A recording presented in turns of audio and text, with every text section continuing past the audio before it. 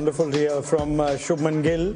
And yeah, I mean, very measured thoughts from him. Sometimes keeps it simple and makes quite a statement in his own way. 754. I think that is the biggest plus. Whether India would have won this series or they've lost this game, Shubhman Gill getting 700 plus runs. When this appointment was, as you recall, Sanjay Bangar, more out of hope. Hoping that he first consolidates his place as a test batter. This now augurs so well for the long-term future of Indian cricket that Gill, the test batters, had a series like this in his first series as captain.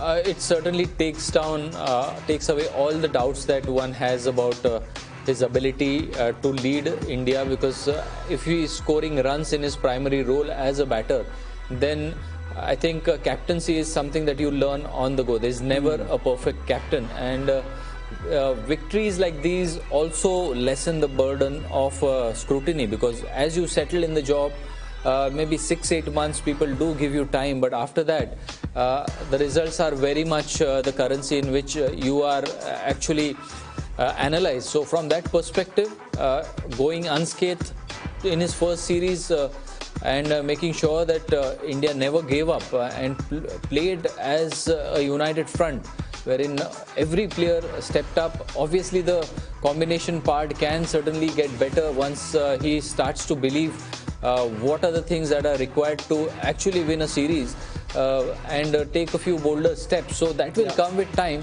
and I think that is why his scoring those mammoth tally in his very first test series as a captain also means that some players, somebody like maybe the great Sunil Gavaskar, when he took up the Indian team, or Virat Kohli, when the captaincy came to him, all of them had fabulous first test series as captain, and then they went on to lead India for a long time. So from that perspective, I think this is brilliant from Shubhman Gill. If he has a 350 run series where others have had 500-600 run series, his captaincy, as you rightly point out, Sanjay, is an area that he will reflect upon, because there have been questions at times of the choice of spinner, choice of team.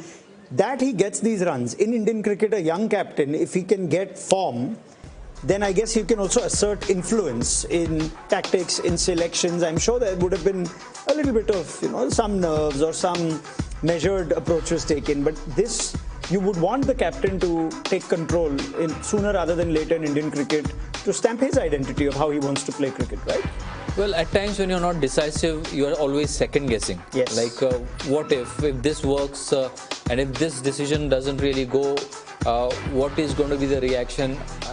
How players are going to take it. So those are the things which generally, as an individual, at a very basic human level, those certainly play on your mind. But once you taste success and you certainly sense that acceptability or that respect from within the dressing room, I think that is the most crucial factor. Yeah, and I think KL Rahul said that, right? That he's worked a lot in forming relationships and connections with the rest of the team, which is not seen by us. So, so that is an important element too, as he wins the dressing room over.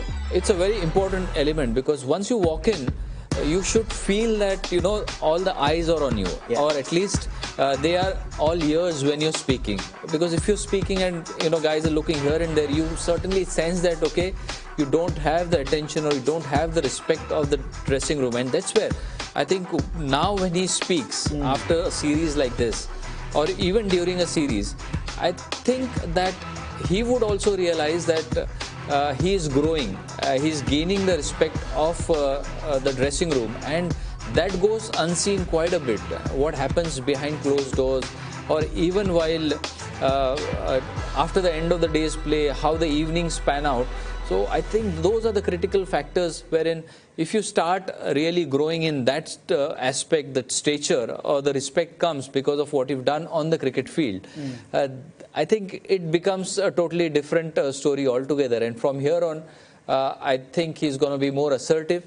And the very fact that the next challenges for India are going to be in New Zealand, as overseas, also South Africa overseas. Yeah. Because India has won 2 test series in Australia now. Sure. This also is back-to-back effort. If you look at the previous series 2-2, even this series is 2-2.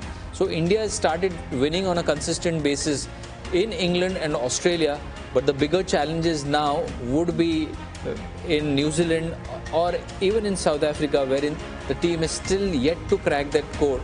But by having a performance like this, a lot of belief would have sank in that we could do something special from here on. Yeah, I think so. Shubhman Gill said on the 19th of June, before the series started, that one of his biggest wishes ahead of this series was, I want to be the series leading run scorer. And he's got there by some distance. Lots of records shattered in this summer of Shubhman. First visiting captain to score 4 centuries in a series. Most runs by an Indian captain in a test series, 754.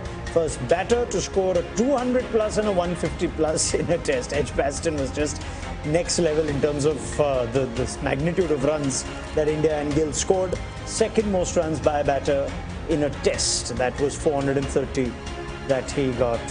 And we've seen some records go, Varun. Some of those records, I think, were predating Gill's existence. I think yours and mine as well. These are records by the greats like Gavaskar and co that have lasted for 40-45 years. He almost went past Gavaskar's all-time tally too. But we see a lot of modern-day Test cricket. India play a lot of Test cricket, but we don't necessarily see so many runs being scored in modern-day Test cricket. These records might be here to stay for a while, you think? It can happen only in a 5 test match series because the number of 5 test match series are limited now.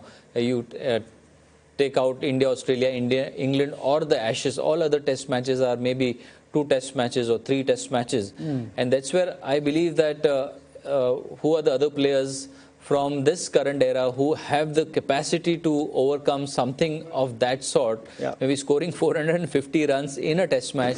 So I don't think there is any. So this record would certainly stand the test of time and probably would be very, very difficult to take down.